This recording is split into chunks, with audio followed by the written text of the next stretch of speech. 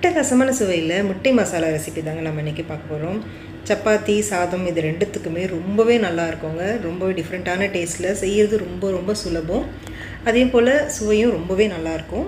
வீட்டில் எல்லோரும் விரும்பி சாப்பிடக்கூடிய சுவையில் இருக்கும். மிஸ் பண்ணாமல் ட்ரை பண்ணி பாருங்கள். வீடியோவை சேவ் பண்ணி வச்சுக்கோங்க. இதுக்கு முதல்ல 6 முட்டைகளை வேக வச்சு எடுத்து வச்சுருக்கேன். இப்போ இதில் இருக்க மஞ்சக்கருவை தனியாக எடுத்து வச்சுக்கலாம். மஞ்சக்கருவோடு சேர்த்து நம்ம கலந்தோன்னா குழஞ்சி வருங்க. அதனால் மஞ்சக்கருவை தனியாக எடுத்து வச்சுக்கோங்க. இப்போ வெள்ளை பகுதியை சின்னதாக கட் பண்ணிக்கலாம். நீளமாவோ இல்லை பொடியாவோ உங்கள் விருப்பத்துக்கு ஏற்றது போல் நீங்கள் கட் பண்ணி எடுத்து வச்சுக்கோங்க. இதே போல் எல்லா முட்டைகளையும் கட் பண்ணிவிட்டு எடுத்து வச்சுக்கலாம்.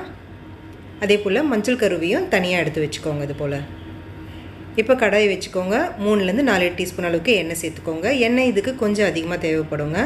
எண்ணெய் காஞ்சதும் 1/2 டீஸ்பூன் சோம்பு சேர்த்துக்கோங்க. அடுத்து 3 பெரிய சைஸ் வெங்காயத்தை நல்லா பொடியாக நறுக்கிட்டு சேர்த்துக்கோங்க. நான் சாப்பரில் சேர்த்து இந்த அளவுக்கு நல்லா பொடியாக கட் பண்ணிவிட்டு சேர்த்துருக்கேன். இந்த அளவுக்கு பொடியாக கட் பண்ணிங்கன்னா மசாலா ரொம்பவே சுவையாக வருங்க. சேர்த்துட்டு இப்போ இதை நல்லா கலந்து விட்டுக்கோங்க.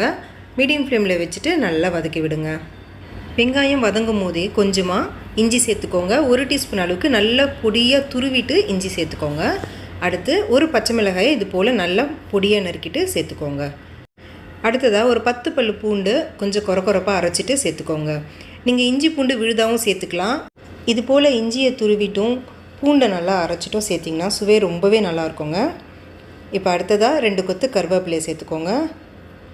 இப்போ தேவையான அளவுக்கு உப்பு சேர்த்துக்கோங்க. நான் 3/4 டீஸ்பூன் அளவுக்கு சேர்த்துருக்கேன். சேர்த்துட்டு இப்போ இது நல்லா வதக்கி விடுங்க. இப்போ அடுத்ததாக கொஞ்சமாக குடைமிளகாய் சேர்த்துருக்கேங்க. இது ஆப்ஷனல் தான், உங்கள்கிட்ட இருந்துச்சுன்னா நீங்கள் சேர்த்துக்கலாம்.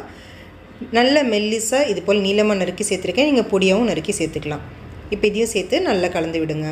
வெங்காயம் நல்லா நிறம் மாதிரி வதங்கி வரணும். லைட் கோல்டன் ப்ரௌன் கலரில் வதங்கி வர வரைக்கும் வதக்கி விட்டுக்கோங்க. பாருங்கள், இந்த அளவுக்கு நல்லா நிறம் மாதிரி வதங்கி வரணும். அப்போ தான் நம்மளுக்கு இந்த முட்டை மசாலா ரொம்பவே சுவையாக இருக்கும். இப்போ 1/2 ஸ்பூன் மஞ்சள் தூள் சேர்த்துக்கோங்க. 3/4 டீஸ்பூன் வெறும் மிளகாய் தூள் சேர்த்துக்கோங்க. 1/2 டீஸ்பூன் கரம் மசாலா சேர்த்துருங்க. சேர்த்துட்டு லோ ஃப்ளேமில் வச்சு இது நல்லா கலந்து விட்டுருங்க. கலந்து விட்டுட்டு மசாலா எல்லாம் நல்லா வெந்து வர்றதுக்காக கொஞ்சமாக தண்ணி சேர்த்துக்கலாம். ஒரு 1/2 கப் அளவுக்கு மட்டும் தண்ணி சேர்த்துக்கோங்க. அதிகமாக சேர்க்க வேண்டாம். சேர்த்துட்டு இப்போ இது நல்லா கலந்து விட்டுட்டு மூடி வச்சுருங்க. ஒரு 3 நிமிஷத்துக்கு மீடியம் ஃப்ளேமில் வேகட்டும். இப்போ 3 நிமிஷம் கழித்து பாருங்கள், மசாலாலாம் ஓரளவுக்கு வெந்து வந்திருக்கு. இப்போ இது லேசாக கலந்து விட்டுருங்க. இப்போ முட்டையோட வெள்ளை பகுதியை மட்டும் சேர்த்துக்கலாம். சேர்த்துட்டு இப்போ இது நல்லா கலந்து விட்டுருங்க. கலந்து விட்டுட்டு மூடி வச்சுடுங்க. ஒரு 2 நிமிஷத்துக்கு இது வேகட்டும். இப்போ 2 நிமிஷம் கழித்து பாருங்கள், மசாலா எல்லாம் நல்லா முழுமையாக வெந்து வந்திருக்கும். இப்போ இது லேசாக கலந்து விட்டுருங்க. கலந்துட்டு முட்டையோட மஞ்சள் பகுதியை சேர்த்துக்கோங்க. அடுத்து தாராளமாக பொடியான இருக்குன்னா கொத்தமல்லியை தூவிடுங்க. அடுத்து 1/2 டீஸ்பூன் மிளகுத்தூள் சேர்த்துக்கோங்க. தேவைப்படுச்சுன்னா இன்னும் கொஞ்சம் அதிகமாக கூட சேர்த்துக்கலாம்.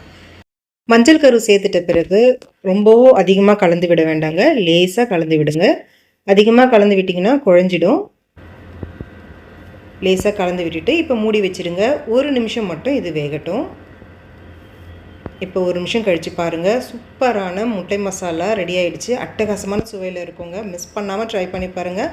அடிக்கடி செய்ய சொல்லி கேட்பாங்க. அந்தளவுக்கு ருசி ரொம்பவே நல்லாயிருக்கும். ட்ரை பண்ணி பார்த்துட்டு எப்படி இருந்துச்சுன்னு சொல்லுங்கள். அந்த வீடியோ பிடிச்சிருந்துச்சுன்னா லைக் பண்ணி உங்கள் ஃப்ரெண்ட்ஸ் ஃபேமிலி எல்லாருக்கும் ஷேர் பண்ணுங்கள். Thank you friends.